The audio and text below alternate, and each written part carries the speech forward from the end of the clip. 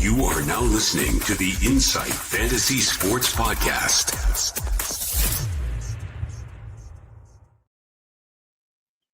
Welcome in and welcome all. We are back. It's the Insight NFL Podcast, Monday, the 20th of October. And on Mondays, we need to review and we need to recover. This is our review and recovery show.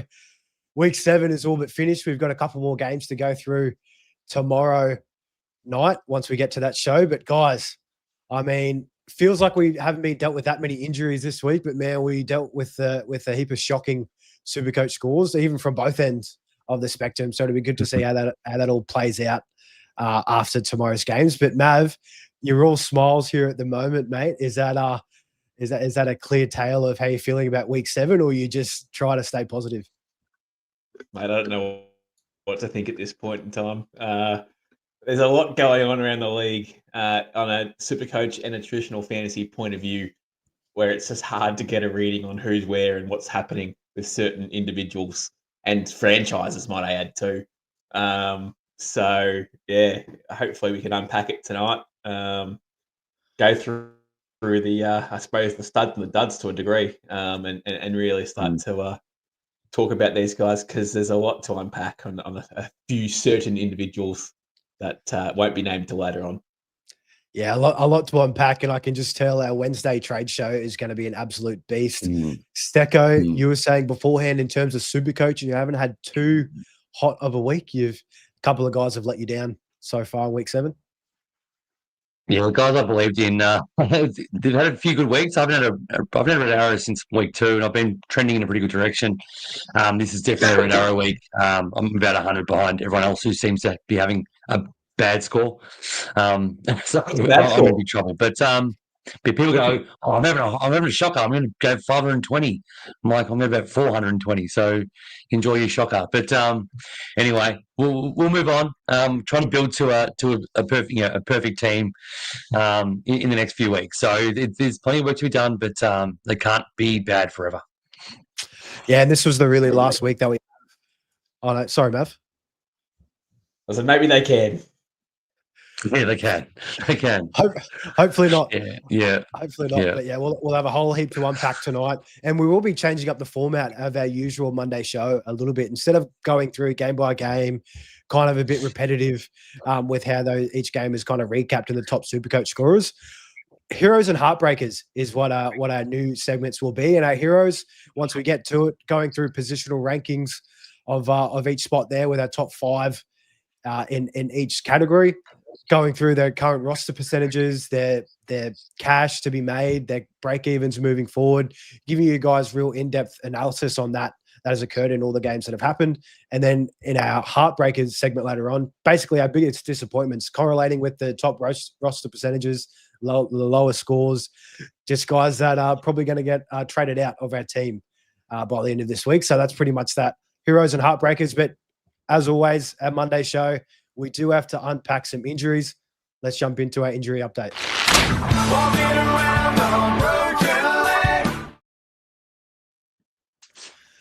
Not too many devastating injuries, I guess, in this week so far. We do have a couple of niggling ones, however. Starting off, Bryce Young, quarterback for the Carolina Panthers. He left the game, I believe it was in the third quarter, if I'm not mistaken. Sent in a walking boot later on, and Andy Dalton, the Red Rocket, came in and filled in for the remainder of that game against the Jets. The game in total was very disgusting, but Secko, Bryce Young, mild ankle sprain, seen in a walking boot. We absolutely hate to see that. Do you think there's a good chance that Dalton rolls out next week? And on top of that, how does that affect this offense, in particular Ted McMillan, who we saw in this one? Yeah, the thing about ankle sprains, they're usually no weeks missed or 3 weeks. That's sort of like it's a bit of a general rule of thumb.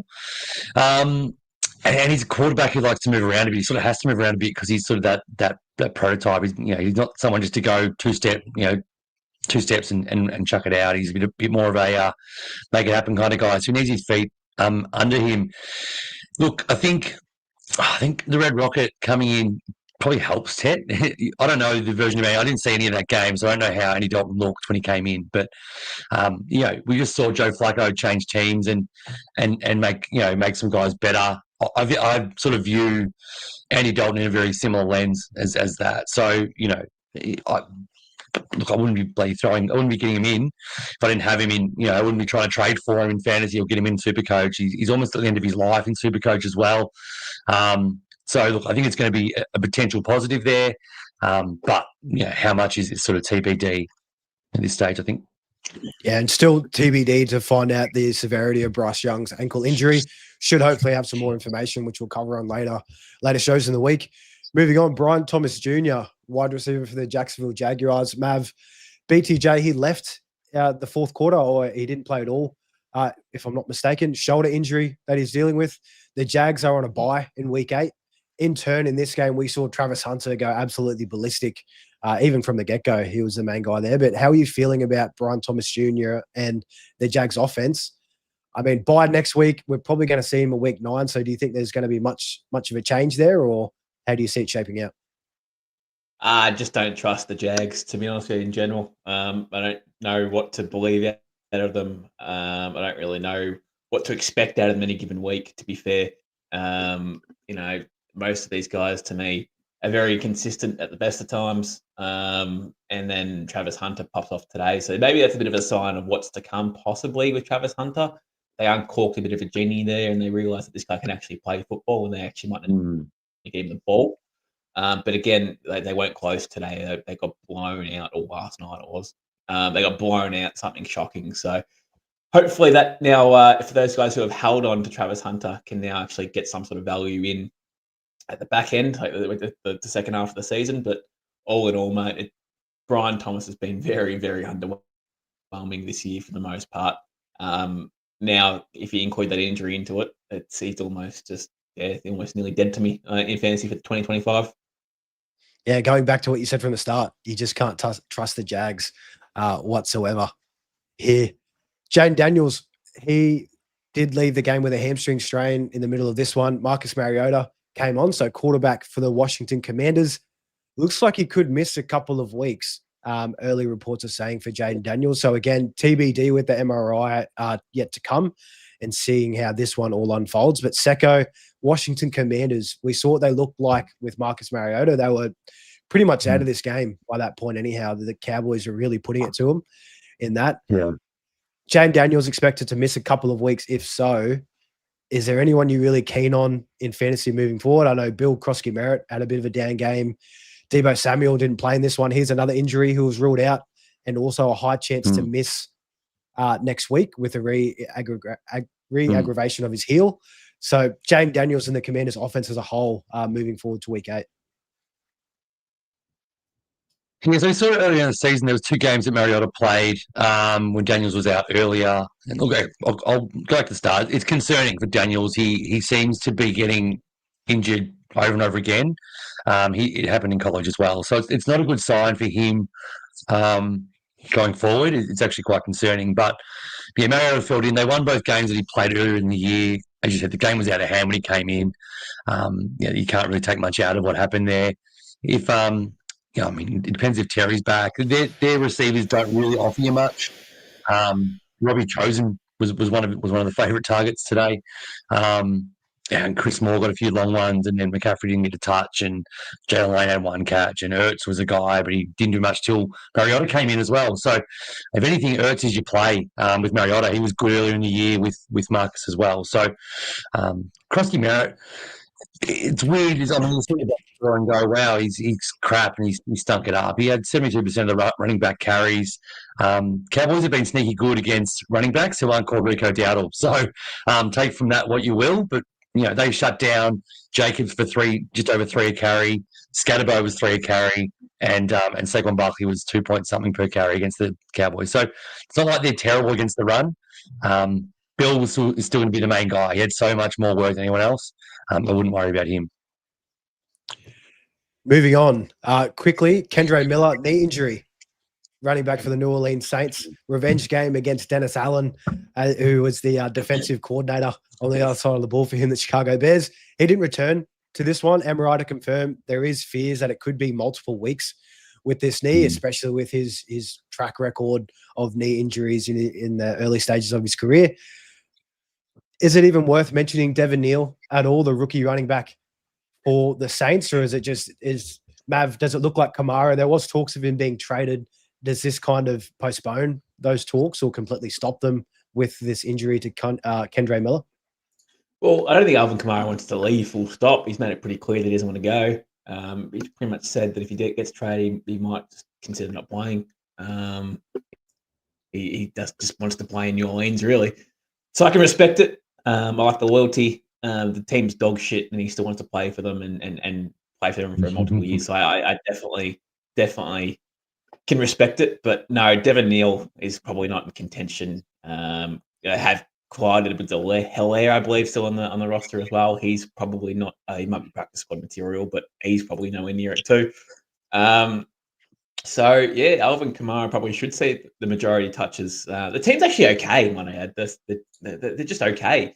There's a bit of upside there, to be honest. Like they're not a playoff team. They're not really going to be a good side, but they're going to scare some teams along the way. I mean, Olave, Shaheed, Rutler's been okay. Shows signs here and there. And then you got Kamara in the backfield. So if they can move the ball around, they could actually give some good sides a good go. So.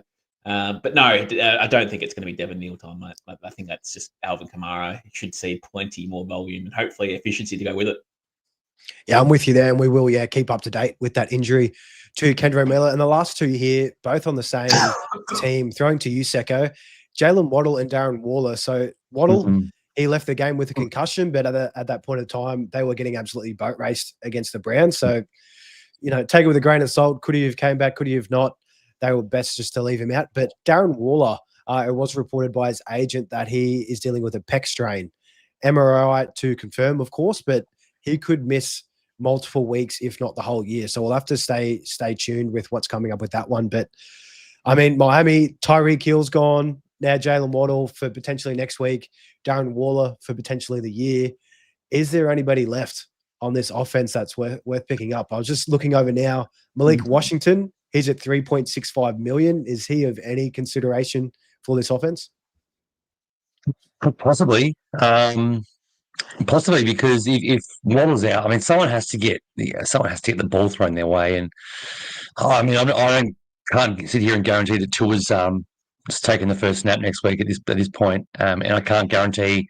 I'm pretty certain the coach didn't get fired this week. I haven't heard anything, but I'd be shocked if he stays another week with the vibes, the look, everything. He has to get fired tomorrow.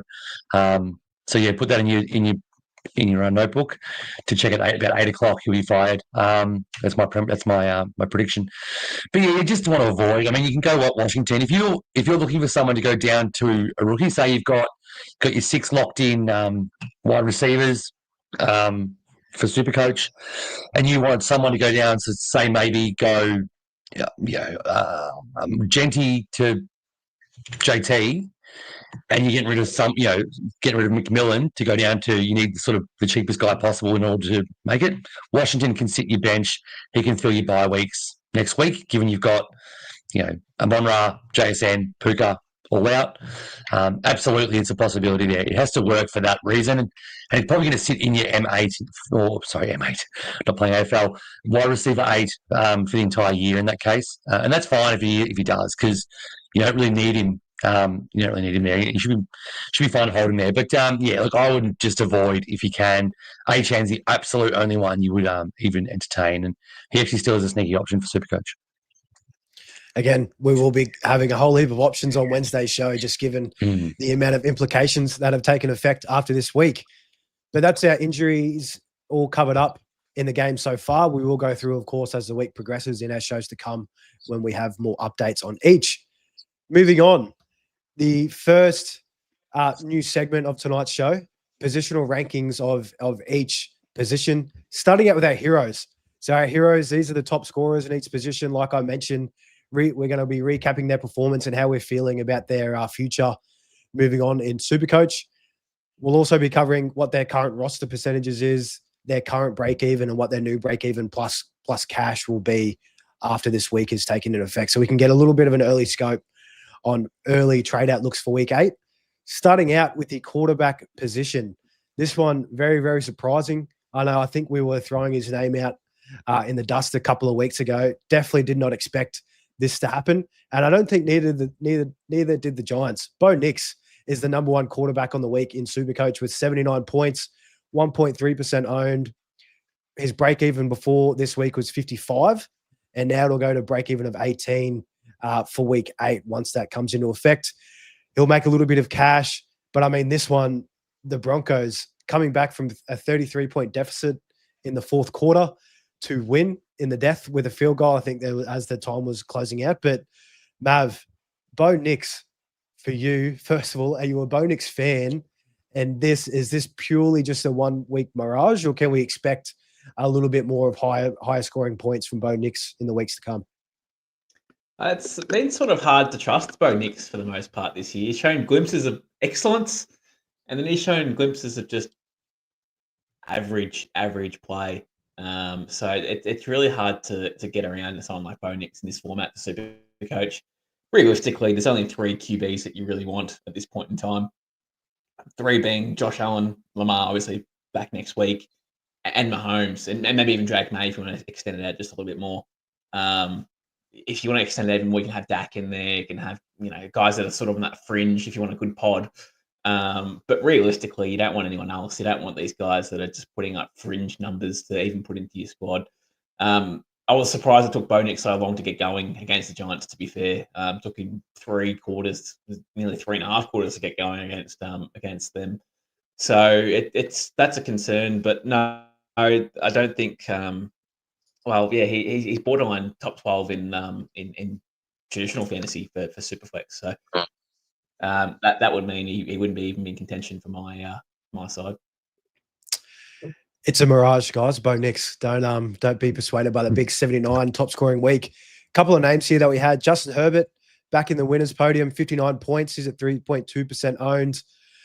He's going to make a little bit of cash and a break even of 13 after this week. But the big name that I do want to mention, coming at number 3, 1 point behind Justin Herbert, Jackson Dart with a massive 58 points, owned by 14.5% of SuperCoach owners out there. His break even was minus 33 before this week. It's come down. It's minus 31, but still super low. He's projected to make $9 million over the next 2 weeks. So, I mean, if you were like me and held on to JJ McCarthy instead of Jackson Dart, unlucky. But if you made that move, you are absolutely licking your lips. Secko, I know you are, first of all, were you a member that made that move from McCarthy to Dart? And how do you see this performance from Dart and his future outlook moving forward? I jumped ship off McCarthy ages ago. I had a feeling that Wentz would stay in, win the job, if you will, or more importantly, they would just make up a fake injury and prolong it, which they've done. Went Ward to Dart. It worked out really well because Ward was absolute shithouse for 3 weeks, and I finally had my guy to go down to off Cam Ward. But yeah, he's pretty phenomenal. His scoring ability, his fantasy scoring ability is top tier. It's really up there. And you sort of go back to his college stats and college profile. He sort of has that, Drake May light.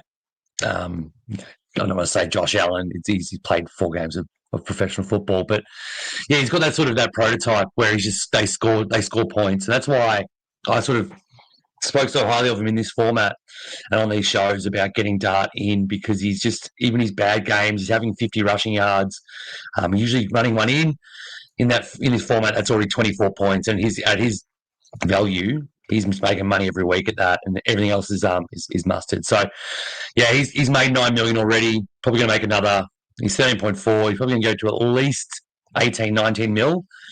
And in that situation, you can pretty much go to, I mean, realistically, you can go to Lamar in 3 weeks' time for maybe 3 mil. Yeah, wow. Maybe. From Dart to Lamar, if you picked him up at the bottom of the barrel price, yeah, that is SuperCoach gold. Not 3 mil, because he's 27 Lamar, but he's on break even of 80. He's probably going to lose 3 mil potentially Lamar if he has one bad game. So that's sort of where you're at. It might cost you 5 mil to go Dart to Lamar. So that's how much of a cash cow he has been for us. Which is, if you got him, it's sort of set you up to make some bad, some mistakes elsewhere, which I have. Plenty. And rounding out rounding out the top 5 list that we have here, Patty Mahomes with 51 points, owned by just under 20% of you out there. His break even will go to 32 next week at 26.8 mil as well as what his new cost will be. So he's made a bit of cash. And in his return game with Rashee Rice back on deck, passing for 3 touchdowns, just under 300 yards, shutting out the Raiders 31-0. And yeah, Patty Mahomes, yeah, he just looks like an absolute force moving forward. You will have him for a couple of more weeks because their bye is in week 10. So again, yeah, enjoy while you can with Patrick Mahomes. But that's our quarterback, top 5 heroes of the week. Moving on to running back. And Mav, this guy here, I'm pretty sure you had him in from the start. If I'm mistaken, sorry for bringing that up. Christian McCaffrey, 70 points, absolute killer, 40.8% roster owned. Break even will be 19 next week after this absolute onslaught. Got a rushing touchdown, still saw a whole heap of receiving work. With Mac Jones under center, do you expect the usage to change at all, Mav, with CMC when Purdy comes back on deck from next week, if it is Purdy, or how do you see CMC moving forward? It's a hard read, isn't it? I mean, you still fully expect CMC to be like a focal point in the offense, don't get me wrong, but they just got Kittle back. They eased him back into this game. Didn't really require him too much. I don't think he actually got a catch in this game from memory. And same with Pearsall's back in probably in a week or so. He's week to week at this point, but again, can't go to the park. But once you get 2 good receivers back in the action and another QB in the works, the structure of the team does change just a little bit. They'll probably ease off Christian McCaffrey a bit because he's the last sort of 3-4 weeks he's had a heavy workload. And again, we know Christian McCaffrey, he can break down pretty quickly. And it's usually this time of the year where he'll start breaking down. So they're going to be very cautious, I think, especially the 49ers who've been banged up literally everywhere else on the field but at running back this year so far. They're going to be very cautious to sort of contain him because, again, you can give this guy so much work. You can give him 30 carries in a game, you'll be able to do it. But again, we're just worried about his health. His health has always been his biggest weak point in his game. But look, at the end of the day, you just got to keep playing him, play the hot hand for SuperCoach because this guy's a boss. And if he stays healthy, then yeah, he probably ends up being a top 2, top 3 running back. Pretty hard to beat Jonathan Taylor at the moment, but yeah, he's not far off. Yeah, CMC, what a killer. And speaking of JT, he was second in the running back leaders for this week. 64 points, just over 20% owned. He will have a break even of 33 moving into week 8, and he will cost you 25.7 mil. Secko, you were mentioning beforehand about moving in JT to your squad. Did that get across the line this week, or are you kind of smacking your head up against the wall for not bringing in JT sooner? Oh, you're muted, Secko. Sorry. Yeah, sorry. Yeah, I went back to Josh Jacobs when he was past fit. I wish I had slept through that because I would have left it on JT. But it's left more money in the bank, which I'm actually happy with because it means my trades this week will be a lot easier. But having said that, I'm still a chance to go to JT anyway, and paying 25.7 mil is literally the dumbest SuperCoach play you can possibly do. But his break even is going to be 30 odd. Every chance he'll beat that again. He's playing the Titans, so he'll have 20 plus carries again and probably multiple touchdowns. So he's just been. I've got him in a bunch of traditional fantasy formats, so I watch him really closely. He's just an absolute phenom. He's so far and away RB1 at the moment. He just shades of play LaDainian Tomlinson. Like it really is. He just gets he's so good with the ball, and he gets so much work. So if you can find a way, hopefully you got him. I know you do, Mull, and a lot of people have done it. I've had 4 weeks to have a chance to get him in and haven't done it, and he's gone up every single week. But I'm at this stage. I'm just like I'm almost full FOMO. So I'll probably find a way, but I wouldn't recommend it. Do your research. Make sure you got money ahead of you. Jackson Dart, it probably affords me the luxury potentially of spending a bit more money on going on JT, for example. I'll tell you what, if you went with a straight captain with a running back option from our captain's huddle this week, you'd be pretty happy. We had CMC and JT at the top of that list that dropped Thursday morning, I believe. Third in the position, Quinshon Judkins, rookie for the Cleveland Browns, whopping 52 points, over 10% owned. His break even will go to 7 next week and be at 12 and 12.1 million.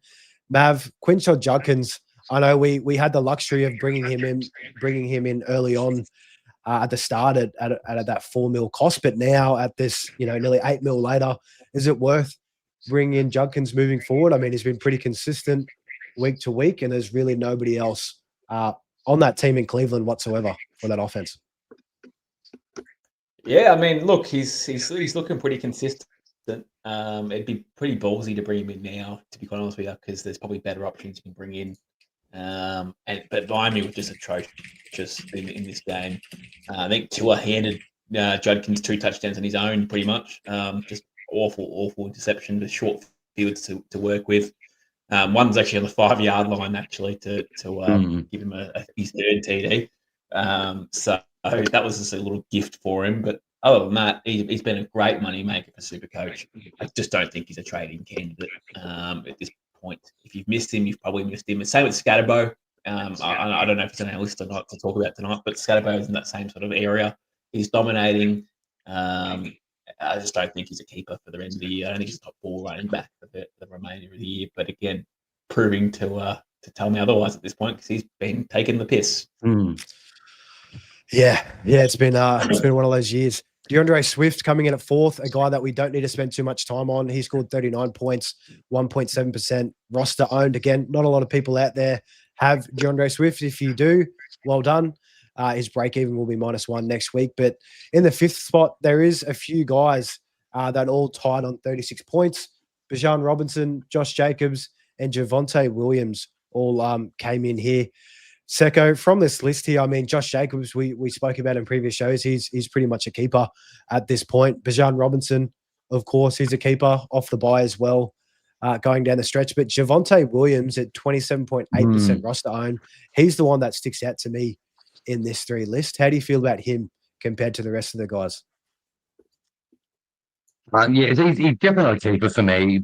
But having said that, he just continues to do it. He looks great. I didn't see this level of sustained success happening. I sort of picture him being a bit like Travis Etienne. Think of how he sort of had 2 or 3 or 4 maybe good weeks, and then he just went to absolute shit. He's been shit for 3. I sort of pictured Javonte being similar, but he's definitely thriving in that environment and getting all the work. Sanders going down is obviously massive for him. Jaden Blue is literally mop-up time. They don't want to sort of trust him with anything significant while the game's on the line. So he's going to get all the work. If you've got him, keep riding, because break-even's 22. He's probably going to hit that again. Their buys in 2 weeks, I think it is, or after 2 more games. So, yeah, you keep him for now. He's probably a perfect trade-out at the buy to get your final upgrade done. And at that stage, he's going to be, I don't think I put a price in there for him, did I? I don't know, 16 mil. His break-even's 42. But anyway, you just keep him because, I just don't think you need to trade him out now. You don't lose a lot of money. He's probably the one to just hang on till he's buy. Bijan's amazing. Josh Jacobs, I think he was underdone. He lost some work and still had a great game. So I think he's a locked-in keeper if you've gone that way. And moving on to our wide receiver heroes for week 7, Jamar Chase led us here with 60 points. A lot of people holding on, 33.6% rostered. His break even will be 13 from next week. Mav, I know you're in the majority that hasn't rostered Jamar Chase. How are you feeling about him? I know for me, I say that with a smile on my face because he was very close to being traded out for me this week, and I opted at the last second to change. So it really could have went either way. But Jamar Chase, second game with Joe Flacco, so many targets and so much work thrown his way in this game. And it was said that the Pittsburgh Steelers defense was exactly what they'd planned for when it came out. Jamar Chase's final stat line, 16 receptions for 161 yards and a score on 23 targets. Absolute monster volume. Jamar Chase moving forward from week 8 onwards. Mav? This one's going to be a hard pill to swallow, this one, I reckon. I love Jamar Chase. I have for a while. But I blame all this on Jake Browning. If you've traded out Jamar Chase, I'm sorry. I've done the same thing. He was in my team and he's gone. Browning ruined it for everyone.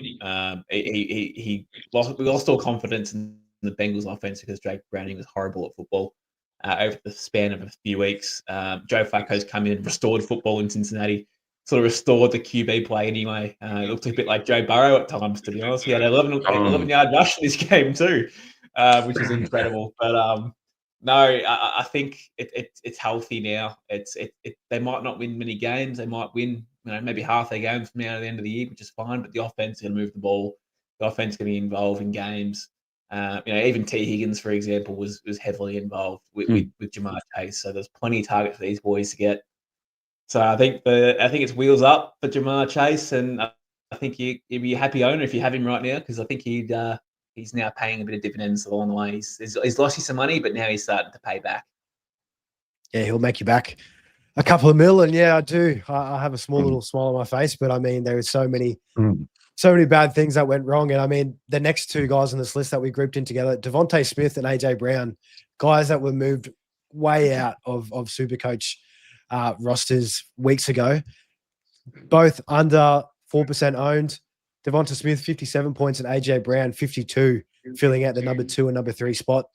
Secko, I mean, the Eagles, they were just on top of this one the whole game. Barkley was surprising, had a disappointing game again. I thought this might have been a little bit of a bounce back spot for him, but Jalen Hurts just threw the ball only 23 times, over 300 yards and 3 touchdowns. And it really favored Devonta and AJ Brown in week 7. But moving forward with the Eagles, it looks like their bye is in week 9, so one more week. How do you feel about them for SuperCoach as we progress? As we can see as you read out the ownership percentages, no one's really, everyone's sort of lost faith in AJ Brown a long time ago. We've been sort of saying it for weeks, and it's been true. He had one good game. He had 2, 10, 39, 3, 13, 22 before today. You just can't trust those numbers. And every chance next week against the Giants, that he has less than 15 again or something weird. So Devonta Smith has been good all year. Again, he hasn't been hasn't been able to go big. This is his highest ever yards in a game, 180 something. But yeah, these guys aren't SuperCoach relevant in my eyes until maybe after the bye. If we see like AJ Brown just have another monster, or Devonta Smith goes down injured or whatever. But I really don't think these guys are going to be in too many teams come week 10 anyway. Yeah, I'm with you on that one. Moving on to number 3 for wide receiver, Devontae Adams, 48 points. Won't spend too much time on him. His roster percentage is under 3. 5 catches, 3 of them being a touchdown. So that's what definitely inflated his points. Chris Olave, a very surprising name on this list, 48 points and 4.3% roster owned. So again, only a handful of teams have Chris Olave, but he'll go into a -6 break even for week 8. Keenan Allen was 5th on this list, break even of 9 moving forward with 46 points, bit of a monster. But Travis Hunter coming in at 40 points, pardon me, his definite biggest game of the year, taking 7 weeks to truly break out. If you did hold on to him, there is 40% of you out there, so over 12,000 that did hold on to Travis Hunter. His break even will be -10, probably the first time it's been in the minuses since the season has started. Mav, Travis Hunter, I know you were saying that you've got him on your team still. That's that might make up for the Jamar Chase a little bit here, but Travis Hunter moving forward, the Jags I want to buy next week, and Brian Thomas Jr. did get injured and didn't play in the last quarter of this game once it was blown out. But how do you see his kind of position on that Jags offense moving forward? Yeah, look, I don't mind it. It's okay. We're happy to see a true breakout Travis Hunter game, to be fair. It's welcomed. If there was a good wide receiver rookie that was available 2-3 weeks ago, Hunter would have been gone. So unfortunately, there hasn't been a replacement at this point for Travis Hunter.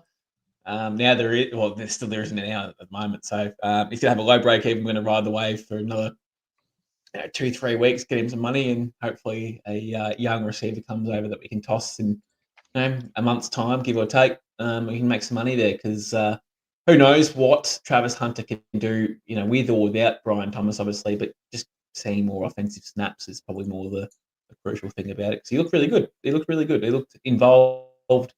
Looked like he can take good, healthy target share off Brian Thomas.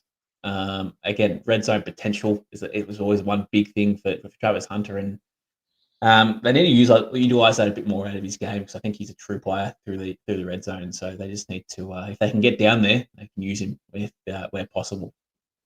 Hopefully his volume keeps trending after they get back from the bye in week 8. Another couple of names just to mention here in the wide receiver, Rashee Rice, first game back on deck. There will be no price change because, again, this is his first game of the year. We'll get to see another 2 games before we can look to make a call on whether to bring him in or not when he is on that price bubble. Break even will be 30 after putting up 39 points this week. But CD Lamb and Secko, first game back, having CD back on deck. I boosted this week just because I wanted to get CD back in there. He's just too much of a stud, and I just love him too much in real life to not have him on my squad. But putting up 39 in his first game back, a pretty healthy amount of work that he saw. I know he was on a bit of a snap count. He didn't play the whole game in this one as he is coming back from that ankle injury. Just trying to find what his box score was here.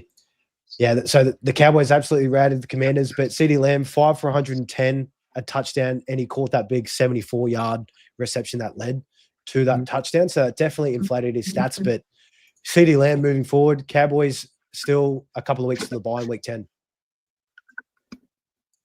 Yeah, I mean, it's good to see him back. I don't, I don't want to sort of put through too much, but that one broken play, he pretty much made it. 36 yards, 4 for 36 without that play. Everyone would be absolutely shitting themselves about bringing him in or owning him in general. So it's just one of those things that sometimes one play can make a week and change your perception of it. He was like, I don't think it's an issue. He's obviously going to have more work, and Pickens didn't really do much either. So, and they're pretty much in control most of the games. They could sort of cruise through it a bit with him coming back from the ankle. So, yeah, like he's a legend. He's been, I think he's in the top 3 or 4 receivers in the game, pretty comfortably. When he's going, him and Dak are probably the best stack now that Burrow's out. So it's fun to watch, and they score points for fun. So yeah, it's good call out. And Rice is obviously on people's radars after next week. They have a bye in week 10 though, so it might be an option for after that if you've still got one more upgrade to do. Yeah, good chance of looking at him though. You get 2 weeks, then a bye before he gets the price rise. Moving on to tight ends. A couple of names that start off this list. Pat Frymuth, 51 points, under 0.5% owned out there, so I don't need to spend too much time on him. If you do have him, well done. Just this is the 1 week where he's gone off, and you can look to change that from the year. Aronde Gadsden, rookie tight end for the LA Chargers, 51 points, absolute monster outing. Again, Keenan Allen also had a big game, so a lot of production coming from this Chargers pass-catching game when they were down a lot against the Colts. But Trey McBride coming out 3rd with 48 points, 15.9% owned. Probably the best premium option or best premium cost option that we were left outside of that Brock Bowers, Kittle, and McBride 3 that we had at the start of the year. His break-even will be -8 next week. Looking at it, they do have the bye coming up. The Cardinals, I don't know if it's next week off the top of my head. Week 8 it is off the top of my head. So, yeah, they'll be on bye next week. But Secko, Trey McBride, I mean, good to see him back in the winner's podium. Is he potentially someone you'd be looking to bring back in after the bye? Sure. Yeah, 100%. He's back in my team in week 9. I don't have those plans to do that. Unfortunately, I'd hoped that he'd had about, I saw his break even was 46. So I was like, beauty, he's going to drop a mil or a bit. Even a good game of 20 something would have dropped a mil. So unfortunately, the Buggers had 2 touchdowns. We want Brissett to be in all year though. That's the thing with McBride. It's a very different game for him when Brissett's there because he actually throws it to his best receiver, and that includes Marvin Harrison. Trey Bryde's their best player. And Murray just doesn't seem to understand that that's the way it is. It's very strange. So -8 break even. I wouldn't want to, if you wanted to get him in, I think you really should if you really want to. If you really want to be serious about it, You need to get him next week or the week after because he's, that price is going to jump to 15 and then 16 mil pretty quick, and you're just leaking 2 or 3 mil here and there. It gets really hard to do it. So, yeah, I'll jump on him next week if you can. That's an easy move for me to make next week when it opens up. Our fourth spot, Jake Ferguson, still producing 36 points, just under 10%. His break even will be 20 moving forward. Mav, your Cowboys. Good to see Jake Ferg still getting some production with CD Lamb back on deck. He did catch 2 touchdowns, 7 receptions for 29 yards. So not a whole heap of receiving yardage there, but I mean, the reception volume was great. And also those touchdowns in the red zone. He's just a massive threat there. Well, it almost feels like that way, doesn't it? It feels like Jake Ferguson's role is pretty safe, secure. You know what you're going to get week in, week out. You're going to see multiple catches and obviously red zone threats any given week. He's Dak's first option in the red zone. He looks at him straight away. So he's not shy of saying that. He said it before. The stats back it up that he's the number 1 tight end in the league in the red zone for targets. So there's no secret that Jake Ferguson is really a guy and a beast down there. CD Lamb obviously coming back in helps Ferg a little bit. I think it gives him helps them both really. So then you have the one man short is Pickens really. I mean, he's the one that sort of loses out. So he might be a boom or bust in a given week, but Ferguson's fine. Like he's stable. And if you've got him in your side, you can just probably plonk him into your starting lineup any given week in a high powered offense that moves the ball.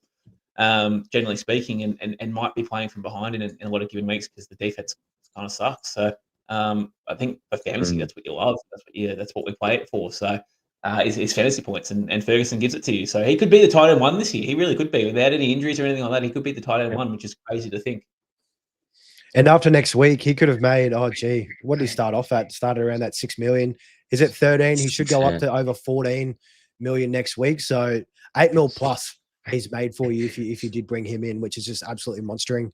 Tyler Warren on this list. So Tyler Warren actually came in 6th. He was behind Daniel Bellinger. Bellinger is the tight end for the New York Giants. Arguably the second on that depth chart there behind Theo Johnson. So surprising that he was in there. But Tyler Warren, owned by just over 57%. He's a stud. Again, 29. His break even next week will be 2, so he'll keep on making cash. Tucker Kraft saved his day with the tight end. His break even will be 9, 28 points as well. So again, those 2 guys, if you did bring them in, you're going to be pretty happy moving forward. But kickers, I'll just quickly blitz through these. Will Ricard by the Minnesota Vikings, 36 points, break even of 18, and he'll be 11 million. So he'll make a little bit of cash there. Brennan Aubrey for the Dallas Cowboys. He's just been absolute automatic. I think he kicked another 60-yard field goal today just for fun. He'll be at 11.8 mil and a break even of 12 moving forward as well. But kickers are kickers. I know for me, Brennan Aubrey, I'll be looking to bring him in probably after the team's bye in week 11.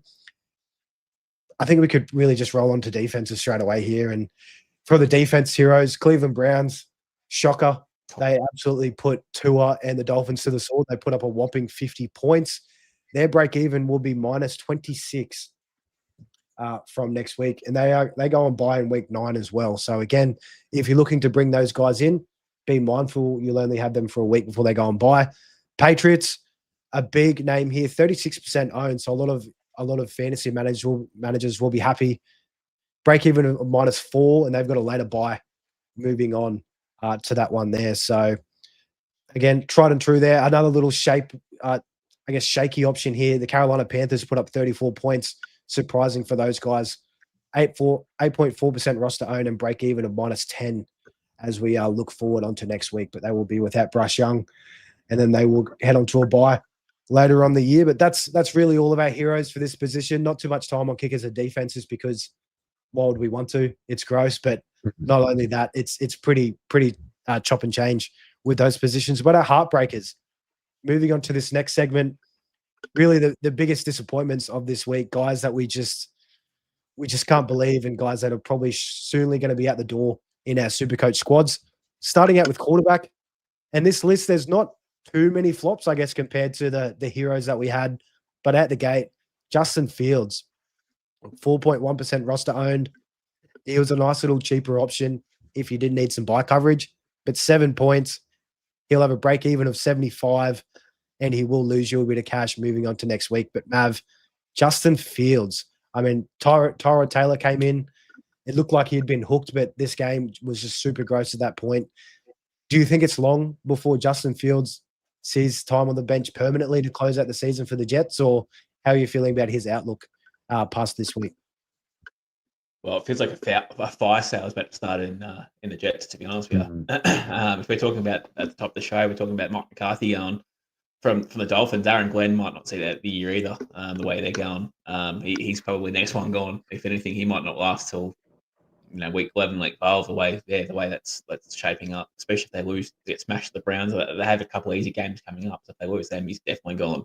He can't seem to motivate them at all. I mean, Justin Fields is bad, but I don't think he's this bad.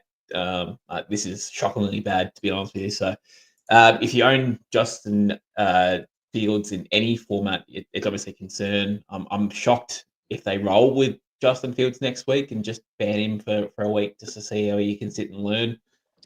I just looked at Tyrod Taylor's price, and it's actually $10 million in SuperCoach. So I thought it was going to be low. I thought it was going to be like 4 mil, 5 mil, something around there, but it's expensive.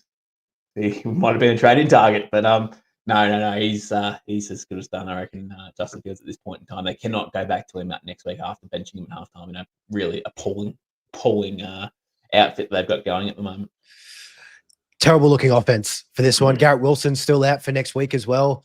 Breece Hall, #free20. He had that out on his socials. He wants to get out of there as well. So best for us SuperCoach managers as well, just to be done completely with the New York Jets. But a disappointing name, one that we did feature on our trade show as a potential trade-in candidate, Caleb Williams, 11 points, 1.9% owned. So it does look like too many people jumped on that one, which is probably for the best.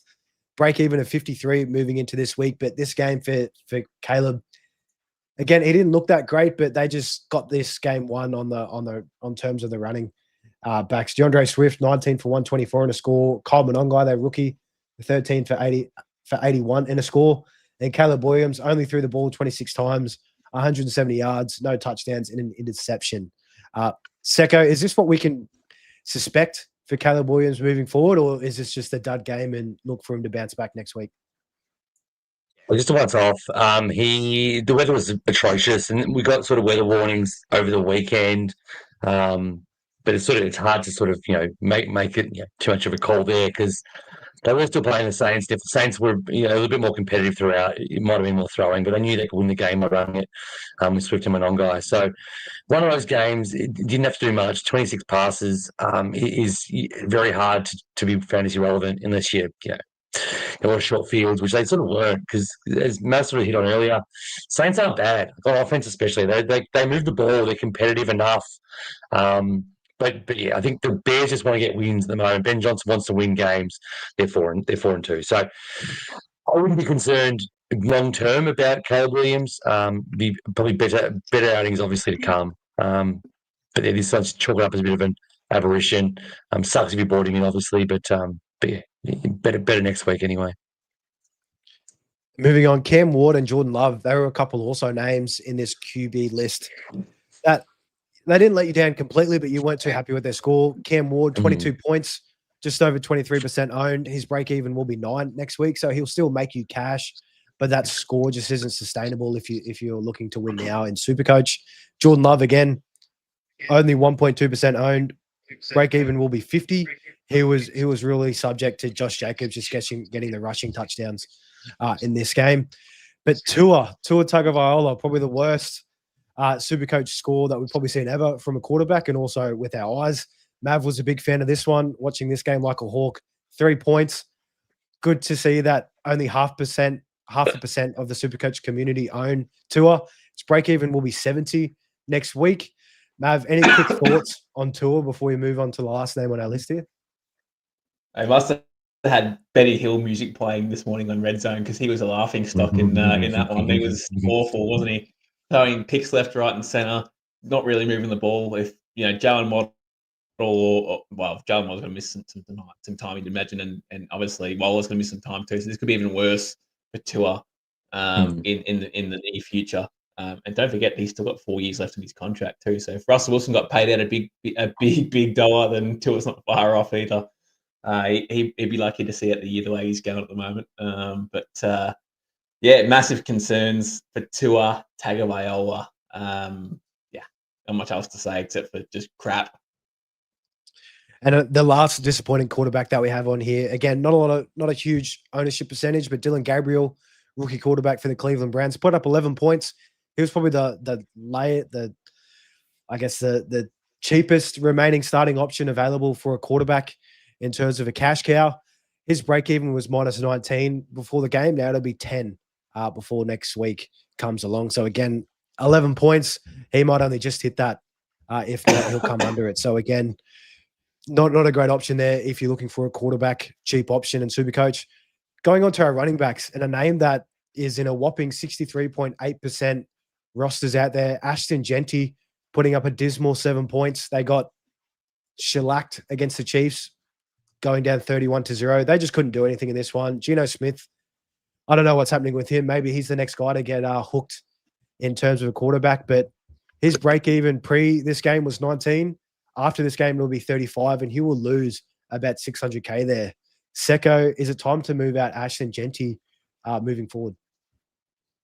Yeah, the stars of a line. He's got to buy this week or next week coming up. And he loses just over 600K, but he's made 9 mil from the season. So again, when you brought him in at the start of the year, if someone had said this guy's going to make you 9 mil at his buy, you would have happily taken that a run. So don't be too annoyed that he's lost some cash finally. He's had a pretty good run the last 3 weeks.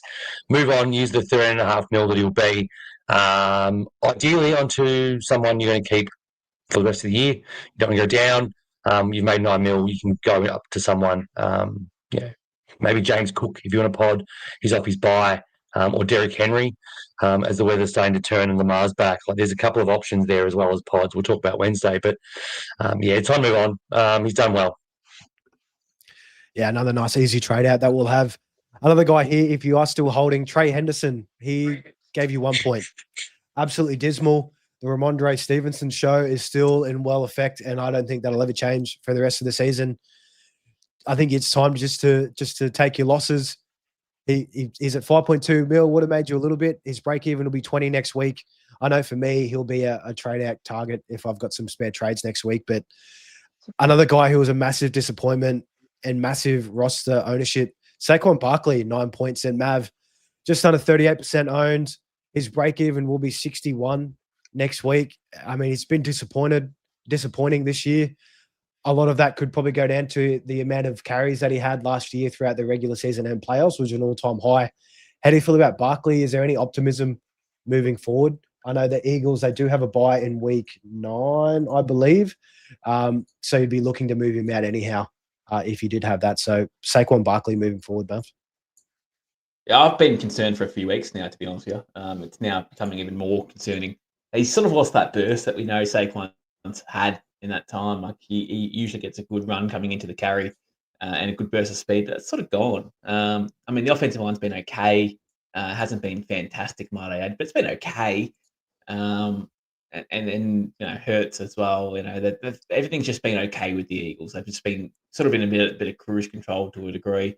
Injury management. He actually went down at some point in this game and it was smacking the ground. I was thinking, oh shit, this could look pretty bad because he looked pretty distraught. And then a few plays later, he's back on the field. But again, like efficiency wise, he's just been pretty awful this year. I haven't really seen the Saquon that we know of. So he's going to lose some money. How much money in the next few weeks is obviously going to be in the question.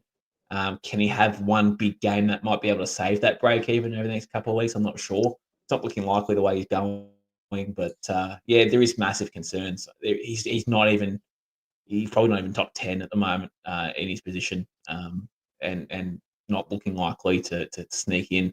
At least Derrick Henry might have a bit of hope when Lamar comes back in. But the Eagles are fully healthy, and looks like Saquon's probably fully healthy as well. So it's definitely a concern all around for anyone that owns Saquon Barkley at the moment.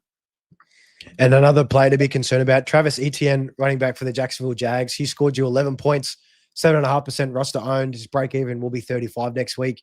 He's been on a downwards trend. They have faced some tough running defenses. over the last couple of weeks, and Rams are being on that list as well that they face this week. They are on the bye week 8. So if you do have Travis Etienne, he's a nice trade out option. But the last name that we have here, Bill Krosky-Merritt, running back for the Commanders. We were high on him as a nice little cheapie.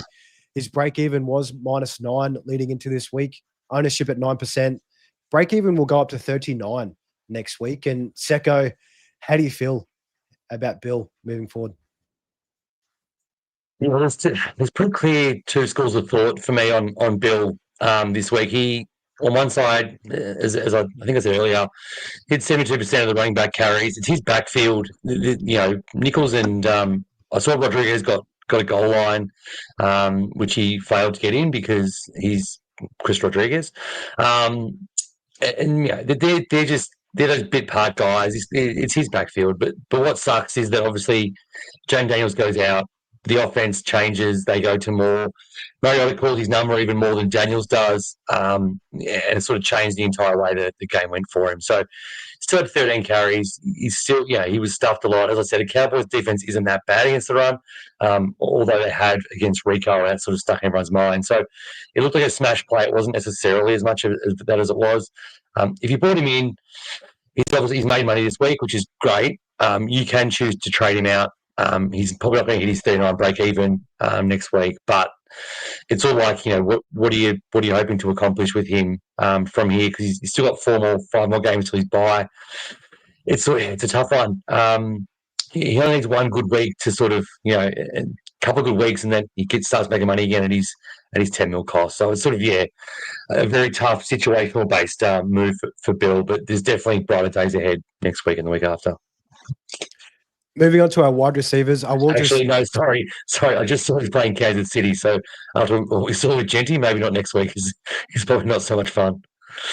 Yeah, potentially without Jane Daniels as well. So it'll be tough. And game script wise, it wasn't in his favour as well. But they were down big early and sort of had to try and find ways to pull back in. But I am concerned about Krosky-Merritt myself, to be honest with you. He hasn't really had that breakout game with those carries that he's had yet.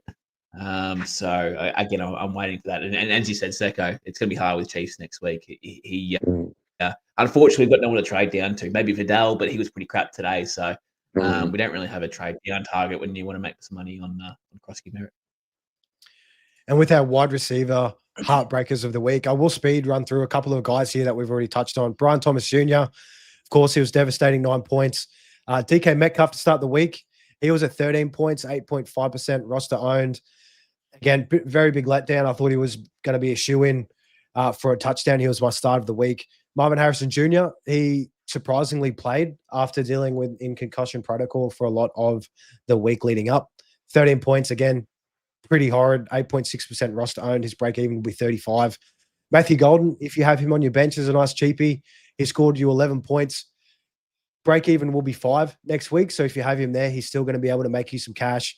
But again, he's all right on your bench. He's not contributing to your starting score. But these 3 guys here that we have left, and starting off probably with the number 1, Tet McMillan, a big 9 points, 57% owned.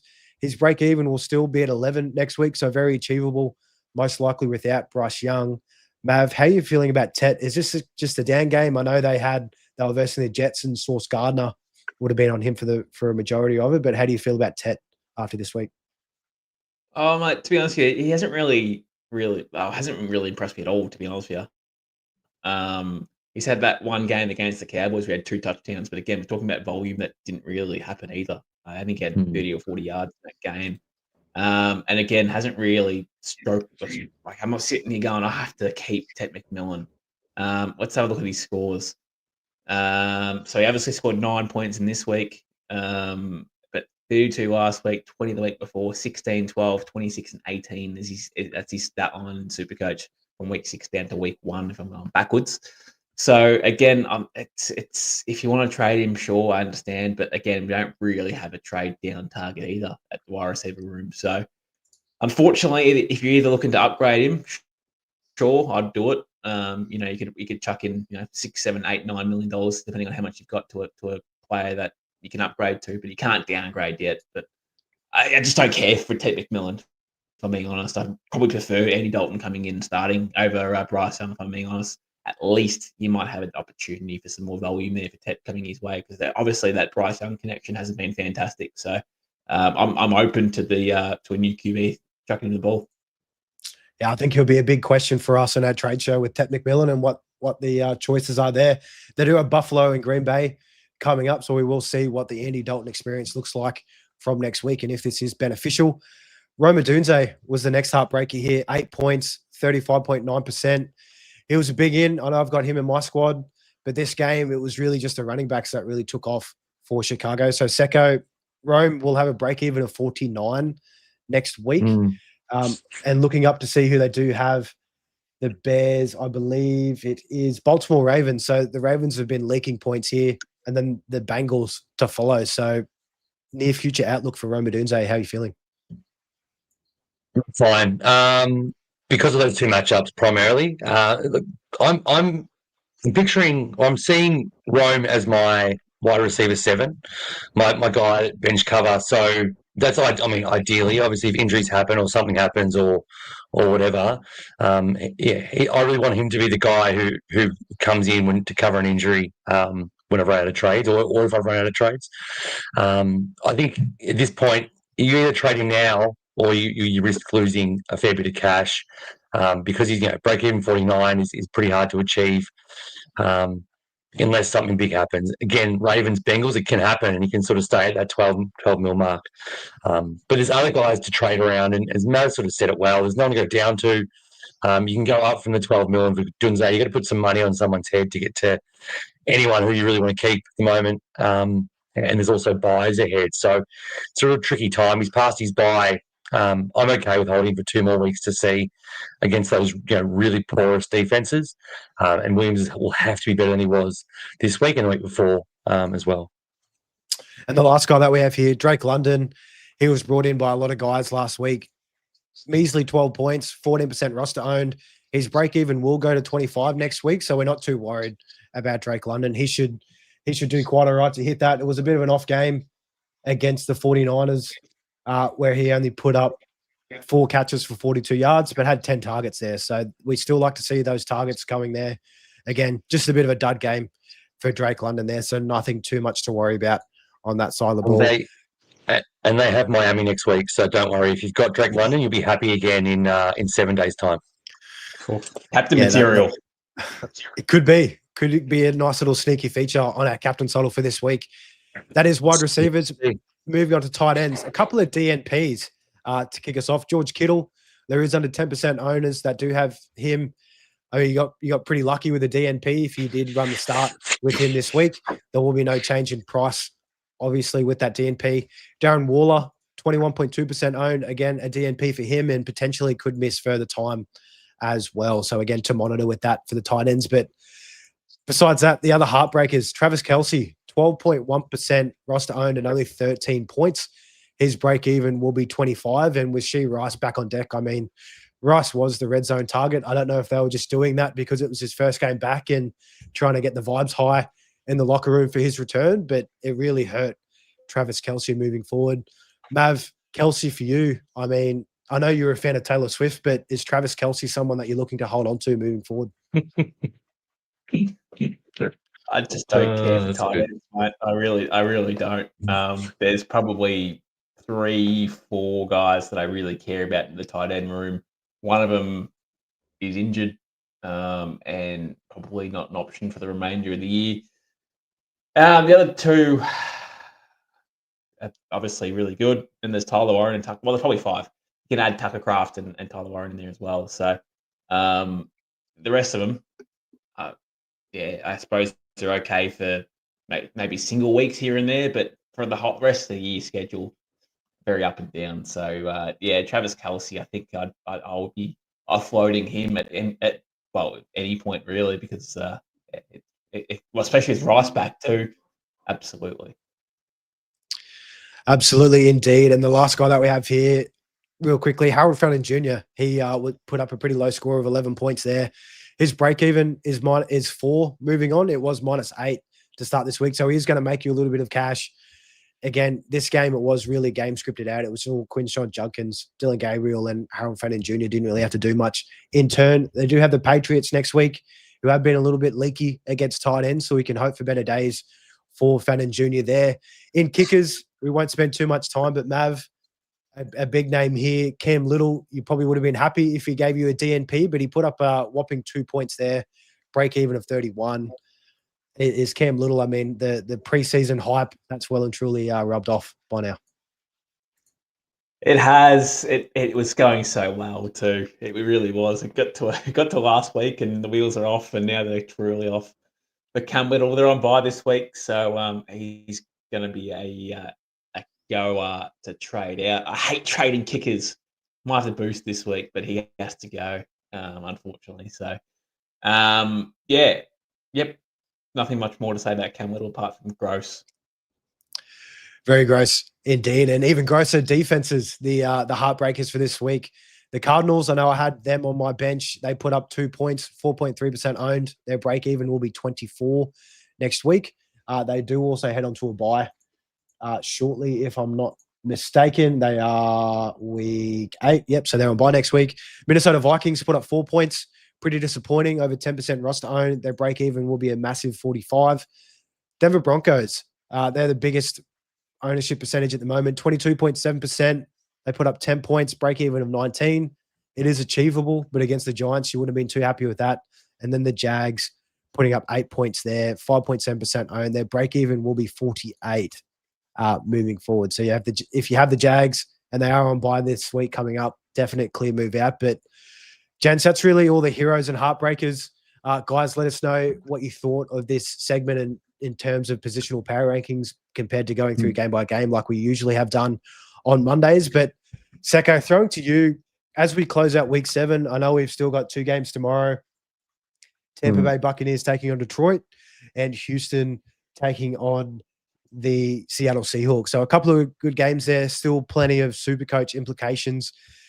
Who are you looking out of these two to kind of save the day in this, Mark? Is there any key names or key predictions you'd be, confidently willing to throw out there for us? I'm good. I'm good with the prediction. There's a lot of SuperCoach relevant guys, which is good. 2 games, and they're actually not. They're not at the same time, which is awesome. So here in the daylight saving states, you get football from 10 a.m. through to about 3 p.m.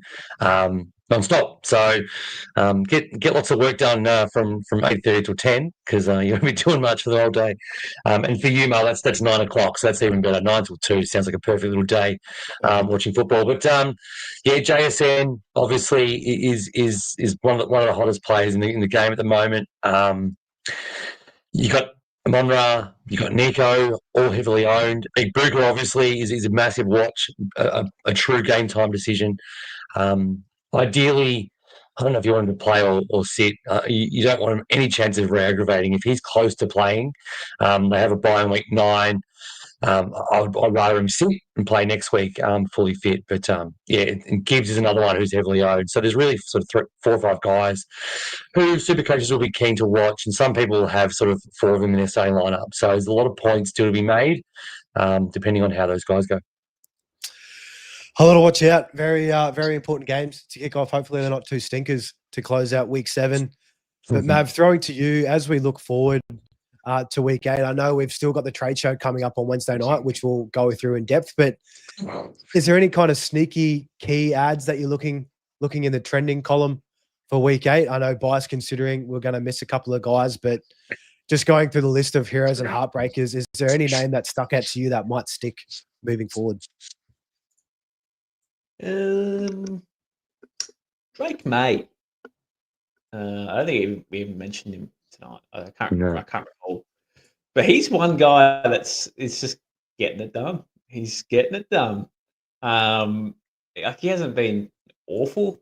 He hasn't been fantastic for SuperCoach, but again, talking about a guy who just sits there quietly about his game. What did he score today? 45 points. 45, yeah.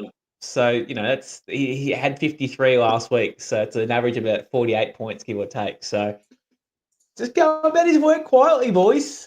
Cleveland Browns next week will be a bit of a hard one for him. And then hopefully it next 4 weeks after that should open up. He's got Atlanta, Tampa Bay, the Jets, and the Bengals into the Giants. So I was thinking about trading him out I don't know, soon, but I think he might be just sitting there for the rest of the year. It might just have to be Jalen Hurts is the guy who might go. Who knows? But no, it's Drake May for me, boys. We were very high on him pre-season in our pre-season content. A guy who was sitting there, round 4, round 5, and ADP's traditional fantasy, and we'll sit there going, "Oh, it's great value," and mate, it has been. So SuperCoach no different. He's made $3 million and probably $4 million after this week, and top 5 player in his position at the moment. Just keeps on getting it done. Keeps on getting it done, and never a bad time to shout out Drake May. Yeah, who of course is a massive favorite of the show here. And guys, that will really wrap up tonight's show of review and recovery. Again, we will be back tomorrow night with our waivers show in the traditional fantasy lens. We will also recap the final 2 games to take place as well in that one. So make sure to stick around for Tuesday night. Thanks heaps everybody for throwing in the comments in questions in this one. We won't have time to get through them tonight, but make sure to tune in for the rest of the week, and we'll be doing our best to answer these at the end of the show. Thanks heaps for tuning in to the Inside NFL show. We'll see you guys tomorrow night. See ya. Goodbye.